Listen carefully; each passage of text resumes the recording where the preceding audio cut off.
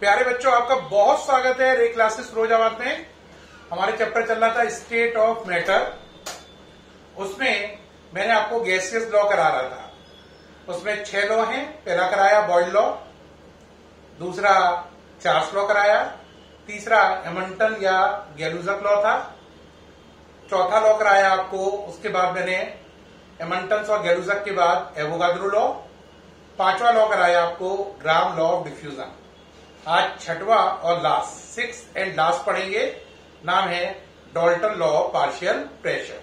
तो हेडिंग डालें Dalton, John Dalton के नाम पे Dalton's law of partial pressure. अब ये लॉ क्या है लिखना शुरू करें। The total pressure, the total pressure exerted, note करें सही बच्चे, by a mixture of two or more than two non-reacting gases,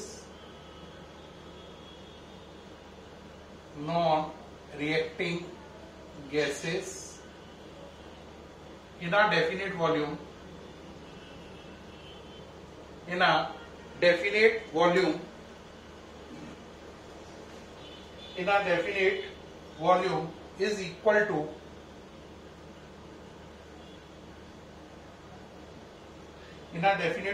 is equal to the sum of, दिखाई दे रहा है सारा, is equal to the sum of individual pressure which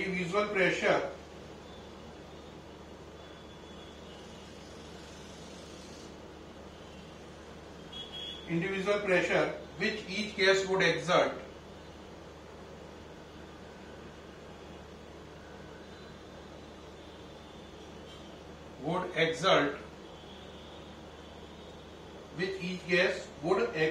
if it occupies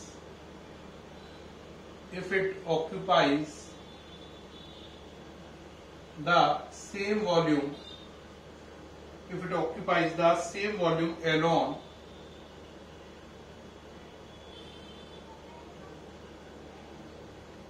at a constant temperature,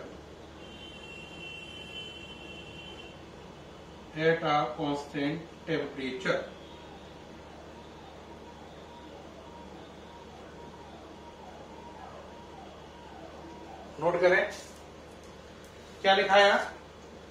the total pressure exerted by a mixture of two or more than two non-reacting gases in a volume, in a definite volume आना चाहिए यहां पर, in a definite volume, यहां पर definite word हो रहा है, in a definite volume is equal to the sum of individual pressure which each gas would exert if it occupies the same volume alone at constant temperature। Note कर लीजिए। अब इसका मतलब समझने के लिए तैयार हैं? नोट कर लीजिए जल्दी से। क्या कह रहा है इसमें? वो कह रहा है कोई बर्तन है ना, वेसल है, उसके अंदर 2 या 2 से ज्यादा गैसें भर दो। ऐसी गैसें भरो जो आपस में रिएक्शन ना करे। क्या बोल रहा है? कोई वेसल या कंटेनर है, उसमें ऐसी 2 गैसें भरो जो आपस में 2 भरो या 2 से ज्यादा भी कर सकते हो। ऐसी 2 या 2 से ज्यादा गैसें भर दो जो आपस में रिएक्शन ना करती हो, तो टोटल प्रेशर उन सभी गैसों के इंडिविजुअल प्रेशर के सम के इक्वल होता है। टोटल प्रेशर उन सभी भरी गई गैसों के इंडिविजुअल प्रेशर के सम के इक्वल होता है। मान लो बर्तन में आपने 3 गैस भरी, एग्जाम्पल ले लो। If there are 3 gases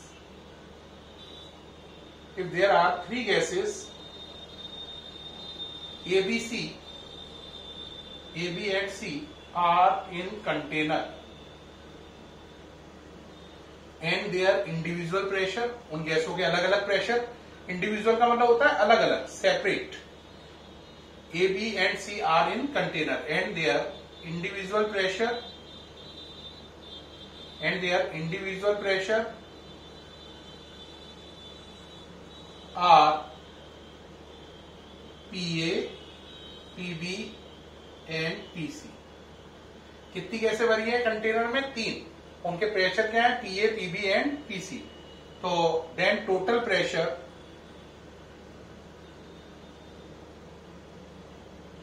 of all the gases in container, of all the gases in container, कितना प्रेशर टोटल होगा सभी गैसों का मिलाकर? क्या लिखोगे बेटा? टोटल प्रेशर के लिए लिखेंगे PT, T for total. Total pressure equal to pressure of gas A, pressure of gas B, pressure of gas C। ये A, PA, PB, PC क्या है? A, B और C गैसों के इंडिविजुअल प्रेशर, और ये क्या है? Total pressure. ये ग्राम लॉ ऑफ डिफ्यूजन का मैथमेटिकल फॉर्म हो गया।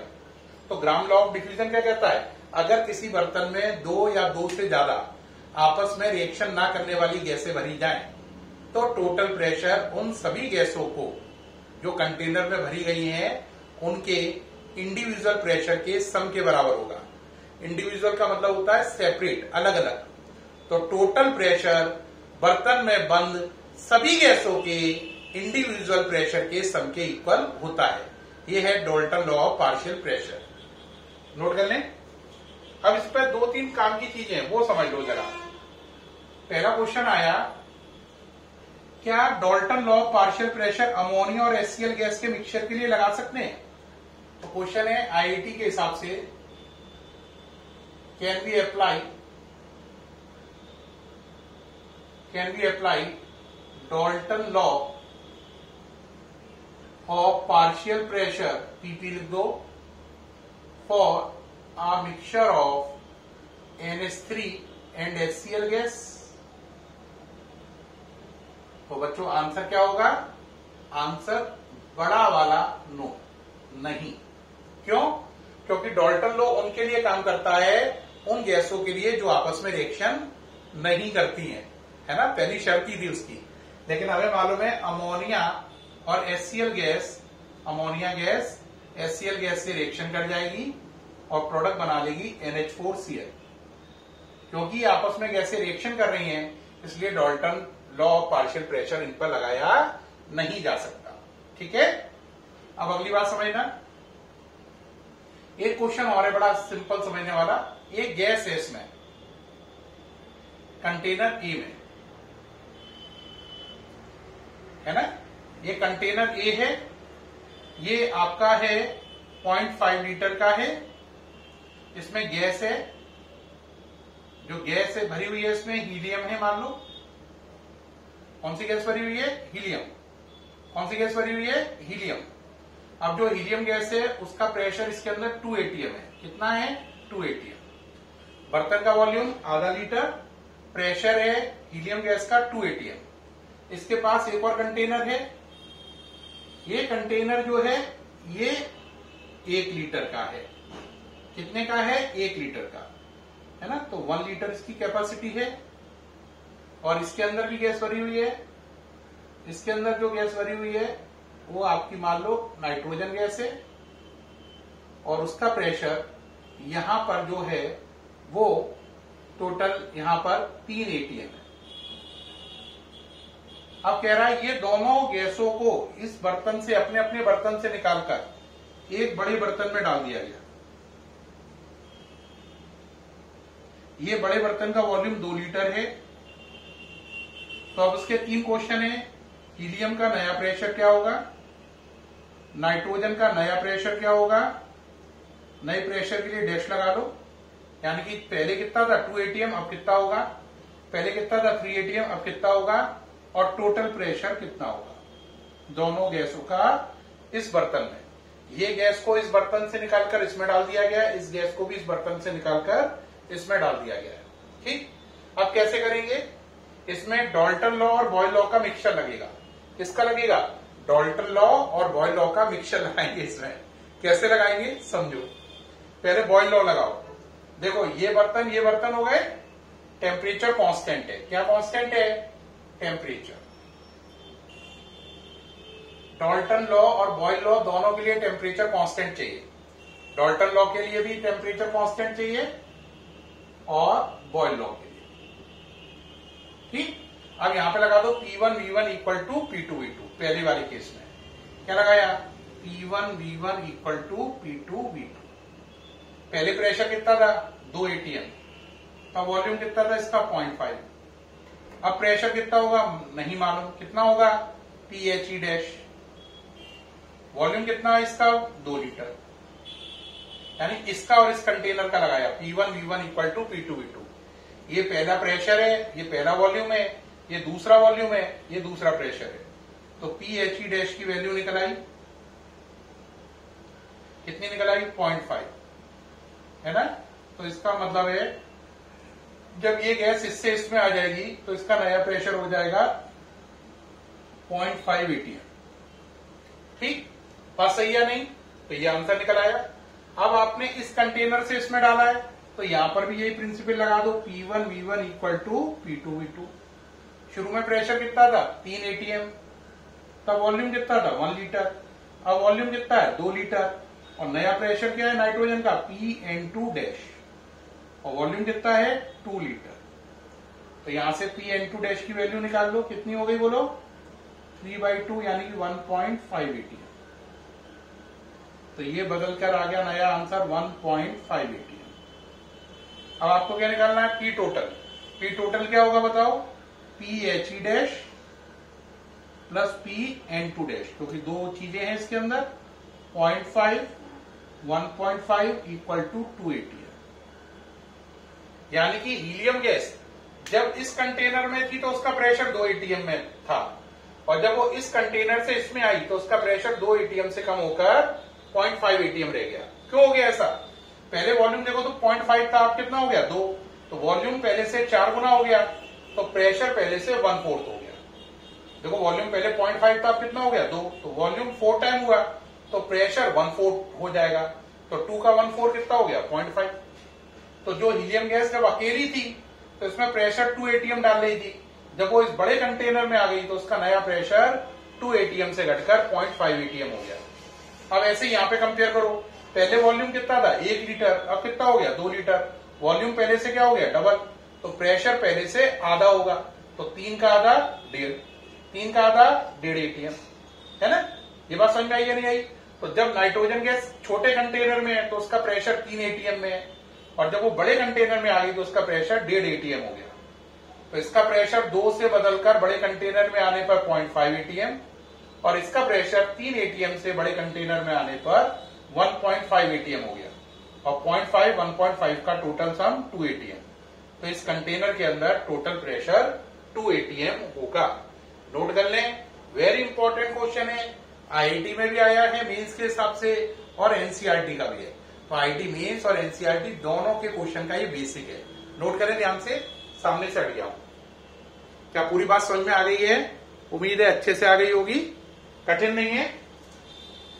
ये पहले आधे लीटर का कंटेनर था, अब कितना हुआ 2 लीटर, तो वॉल्यूम 4 टाइम हुआ, प्रेशर 1/4 हो गया।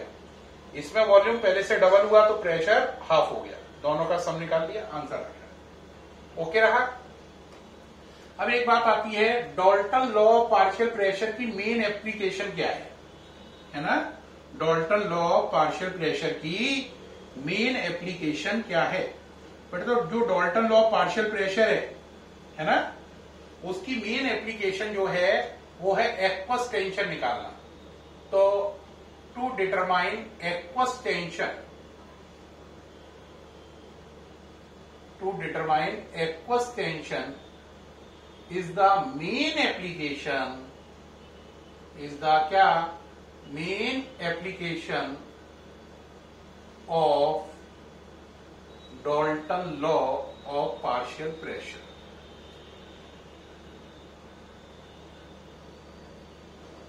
एक्वस टेंशन को निकालना ही मेन एप्लीकेशन है Dalton law of partial pressure की।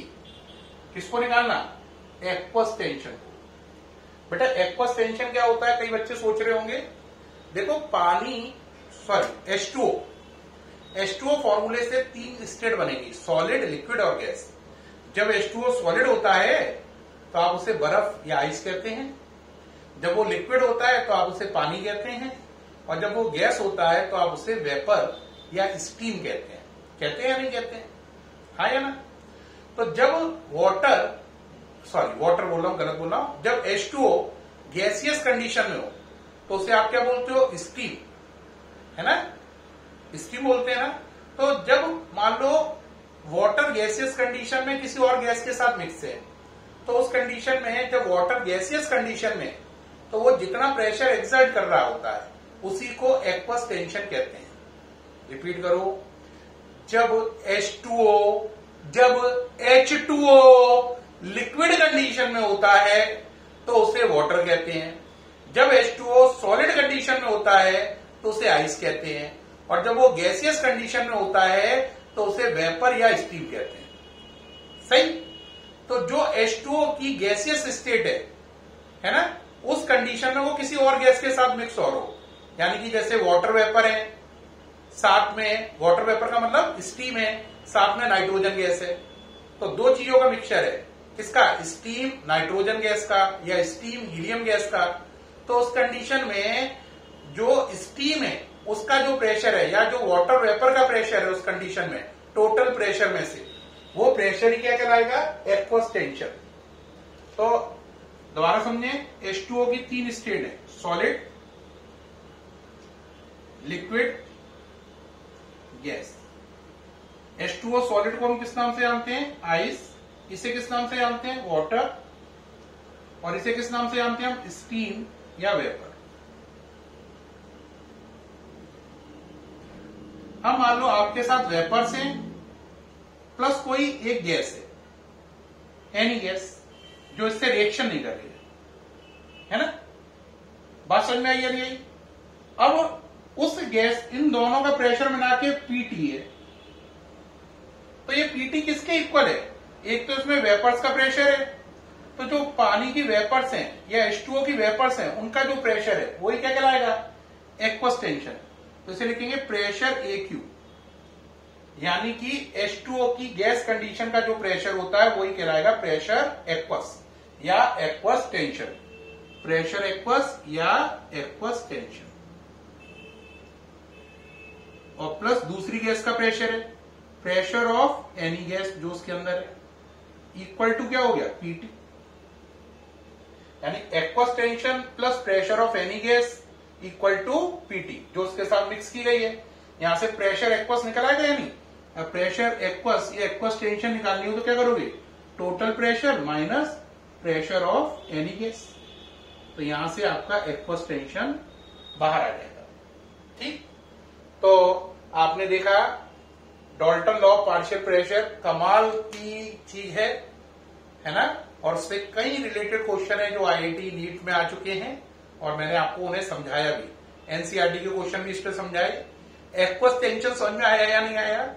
एक्वस टेंशन का अगर एक लाइन में कोई मुझसे कहे सरल तरीका बताओ, तो मैं कहूंगा अगर वाटर वेपर और कई गैसों का मिक्सचर हो तो वाटर वेपर का प्रेशर में जो कंट्रीब्यूशन है वही एक्वस टेंशन है। रिपीट, अगर वाटर वेपर के साथ कई गैसें मिली हुई हो तो टोटल प्रेशर में जो वाटर वेपर का कंट्रीब्यूशन होता है उसी को एक्वस टेंशन कहते हैं। तो एक्वस टेंशन क्लियर हो गया। कई गैसों के मिक्सचर में, कई गैसों का मिक्सचर है वाटर वेपर के साथ, तो टोटल प्रेशर में जो वाटर वेपर का कंट्रीब्यूशन है वही एक्वस टेंशन है। नोट कर लें। अब इसके बाद बेटा अगला टॉपिक आएगा आपका नेक्स्ट, काइनेटिक गैस थ्योरी। क्या आएगा? Kinetic gas theory. क्या ना है? Kinetic gas theory. इससे पहले मैं आपको थोड़ा सा एक टॉपिक और बता दूं। काइनेटिक गैस थ्योरी से पहले ही कहोगे वो क्या बताने वाले हैं सर? देखो बेटा, एक चीज होती है, मान लो दो गैसें हैं, है ना? क्वेश्चन देखें एक और डाल्टन लॉ पे। If there are two gases, two कर लें या three, if there are three gases ABC,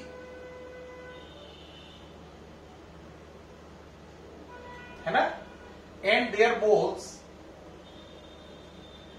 if there are three gases ABC and their moles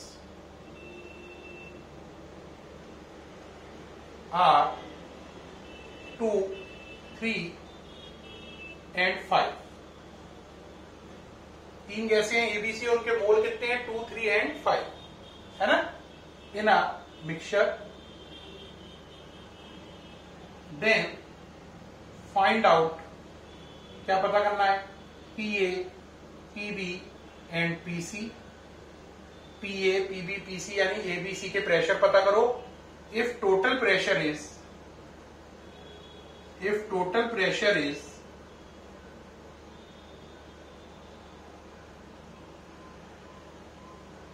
20 ATM।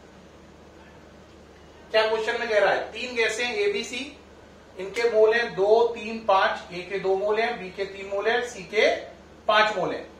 तो कह रहा है बताओ ए, बी और सी का कितना कितना प्रेशर होगा, जबकि इन तीनों का मिलाकर प्रेशर 20 ATM है। क्या समझ में आया। तीनों गैसों के मोल दे रखे हैं 2, 3 और 5, और आपको बताना है कि तीनों गैसों का प्रेशर अलग अलग कितना होगा, जबकि कुल प्रेशर 20 ATM है। अब इसके लिए क्या करते हैं बेटा, इसके लिए क्या करते हैं, जैसे टोटल प्रेशर कितना है 20 ATM, आपको किसका निकालना है, ए का। तो फॉर्मूला होता है total pressure equal to pressure of any gas, है ना, इनटू मोल फ्रैक्शन। क्या होता है, mole fraction of this gas. अब आपको मान लो प्रेशर किसका निकालना है, ए का। तो टोटल प्रेशर कितना है बोलो, 20। प्रेशर किसका निकालना है, ए का। मोल फ्रैक्शन का मतलब होता है अपने मोल ओवर सबके मोल। तो ए के मोल कितने हैं देखो 2, और सबके मोल कितने हैं 2, 3, 5 ऐड करके 2 + 3 + 5 10 हो गया। तो यहां से ए का प्रेशर आपका निकल आएगा, किसका प्रेशर निकल आएगा, ए का प्रेशर कितना निकल आएगा भाई, प्रेशर, सॉरी यहां पे एक पॉइंट एरर हो गई है, यहां पे पीटी आएगा। पीए अपना pressure equal to total pressure into mole fraction. यहां पे एरर हो गई है, पीए निकालना है। टोटल प्रेशर कितना है 20, ए के मोल कितने हैं 2, और टोटल मोल कितने हो गए 2, 3, 5 यानी 10। करो, 2 बार गया, 2 और 2, 2 2 2 जा 4, यानी 20 में से ए का कॉन्ट्रीब्यूशन है 4 ATM का। अब पीबी करो, टोटल प्रेशर 20, बी के मोल 3, टोटल मोल 2, 3, 5 ऐड करके 10। कितनी बार गया, 2 बार, टोटल 6 ATM। तो 20 में से 6 ATM प्रेशर किसका है, बी का। सी निकालो, टोटल प्रेशर 20, सी के मोल 5, टोटल मोल 10। तो इस तरीके से देखो, टोटल 20 में से ए का प्रेशर 4 ATM है, बी का प्रेशर 6 ATM है, और सी का प्रेशर 10 ATM है। टोटल कितना था 20। 20 में से इसका 4, इसका 6, इसका 10 ऐड करके देखो, 4, 6, 10 को ऐड करो, कितना आ जाएगा 20। यानी टोटल प्रेशर 20 ATM है। तो ए का प्रेशर 4 ATM है, बी का प्रेशर 6 ATM है, और सी का 10 ATM है। क्या फॉर्मूला बताया, अपना प्रेशर निकालना है तो टोटल प्रेशर इंटू क्या कर दो, मोल फ्रैक्शन। अपना प्रेशर निकालना हो तो टोटल प्रेशर में मोल फ्रैक्शन का मल्टीप्लाई कर दो। मोल फ्रैक्शन का मतलब है अपने मोल, खुद के मोल ओवर सबके मोल। दोबारा समझो, जैसे आपको प्रेशर निकालना है, मान लो थोड़ी देर के लिए एक सिंपल एग्जांपल दे रहे हैं, थोड़े फिल्मी टाइप का, है ना, लॉजिक को थोड़ा समझने के लिए। जैसे टोटल प्रेशर निकालना है ना, उसमें मान लो 3 हीरो मिक्स है या 2 हीरो मिक्स है। कौन कौन से मान लिए, अपने फेवरेट हीरो ले रहा हूं, शाहरुख खान और अक्षय कुमार। ठीक, तो अगर आपको अक्षय कुमार का पार्शियल प्रेशर निकालना है तो total pressure into Akshay Kumar के mole over Akshay plus Shahrukh के मोल। अगर शाहरुख का निकालना है तो क्या करोगे, टोटल प्रेशर इंटू शाहरुख के mole over Shahrukh plus Akshay के मोल। यानी कि क्या करना है, अपना pressure equal to total pressure into खुद के मोल ओवर सबके मोल। अपना pressure equal to total pressure into खुद के मोल ओवर सबके मोल। ठीक, बात समझ में आई या नहीं आई। ये लॉ गैसेस पे लगता है, गैस पे लगता है, गैसियस लॉ है, गैसेस पर एप्लीकेबल है, सॉलिड पे नहीं है। हालांकि मैंने एग्जाम्पल जो दिया शाहरुख और अक्षय का, वो सॉलिड पर्सन है ना, वो समझाने के लिए दिया जिससे थोड़ा सा आपको इंटरेस्ट आए और आप समझ जाए। लेकिन ध्यान रखना, this law is not applicable for human being and solid, this is applicable for gaseous state या एप्लीकेबल फॉर गैसेस, गैसेस के लिए एप्लीकेबल है। ठीक है, क्या बताया, किसी गैस का pressure equal to total pressure into उस गैस के मोल ओवर टोटल मोल। जैसे अगर आपको 3 गैसें हैं ए बी सी, तो ए का pressure equal to total pressure into A के mole over A plus B plus C के मोल। बी का pressure equal to total pressure into B के mole upon A plus B plus C के mole. इसी प्रकार C का pressure equal to total pressure into C के mole over A plus B plus C के mole. ठीक है, is it okay? इस बात को अगर आप मैथ्स के हिसाब से लिखना चाहें तो कैसे लिखेंगे? जैसे ए लिख रहे थे, pressure of A equal to total pressure into mole of A upon mole of A plus B plus C. Pressure of B equal to total pressure into mole of B upon mole of A plus B plus C. इसी प्रकार अगर आप सी का लिखना चाहें तो बोलो क्या लिखोगे? Pressure of C equal to total pressure into mole of C upon mole of A plus mole of B plus mole of C. इस चीज को बोलते हैं मोल फ्रैक्शन ऑफ सी, इसे बोलेंगे मोल फ्रैक्शन ऑफ बी, इसे बोलेंगे मोल फ्रैक्शन ऑफ ए। ये क्या कहलाएगा? Mole fraction. किसका कहलाएगा ये मोल फ्रैक्शन? ऑफ ए। ये कहलाएगा मोल फ्रैक्शन ऑफ बी, ये कहलाएगा mole fraction of C. Is it okay? अब बात आपको अल्ट्रा क्लियर हो गई होगी, सारे कंफ्यूजन हट गए होंगे और बिल्कुल समझ में आ गया होगा। नोट कर लिया प्यारे बच्चों? आज डाल्टन लॉ पे ही बहुत डिटेल चली है आपकी और हमारी, इसलिए इतनी चली है क्योंकि आईआईटी और नीट में भी बहुत काम का, बोर्ड में तो आता ही आता है, इसलिए काफी लंबा टॉपिक खिंच गया आईआईटी और नीट के क्वेश्चन बताने के चक्कर में। कल आपसे मुलाकात होगी काइनेटिक गैस थ्योरी के साथ। कल का टॉपिक मिस ना करें, वेरी वेरी इंपॉर्टेंट है। कल मुलाकात होगी काइनेटिक गैस थ्योरी के मेन पॉइंट्स के साथ। तब तक के लिए बाय, फिर कल मुलाकात होगी। Good bye.